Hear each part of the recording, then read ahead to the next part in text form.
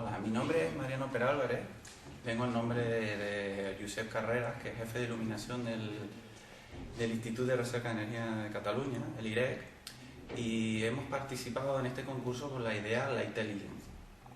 El Lightelligence es parte de una patente presentada por Josep Carreras y se basa básicamente reproducir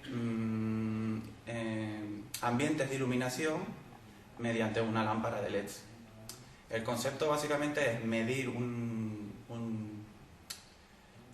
ambiente de luz y conseguir reproducirlo mediante la modulación de una matriz de LED.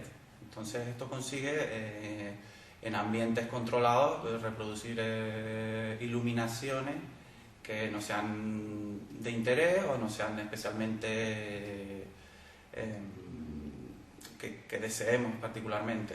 Por ejemplo, un atardecer, pues podemos conseguir iluminar una habitación. Esta idea tiene bastante potencialidad, ya que mide tanto la luz que está emitiendo la lámpara como la luz que está reproduciendo la luz del ambiente, con lo cual permite controlar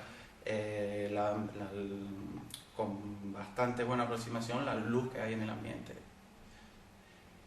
Interés, por ejemplo, en ambientes de oficina, aumentar la calidad de la luz en el área de trabajo y, ejemplos muy variados de aplicaciones.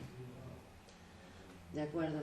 ¿Qué supone para vosotros presentaros al concurso de innovadores del CEI Solsonès? Hombre, somos un grupo joven, entonces, claro, este tipo de concursos y más, si se nos reconoce el trabajo, nos da un valor añadido a la hora de trabajar, a la hora también de vender ideas. Es un poco un efecto en cadena, ¿no? O sea, y aparte, siempre es bonito que te reconozcan el trabajo en la tierra, ¿no? Muy bien, pues muchas gracias. Venga. Encantado.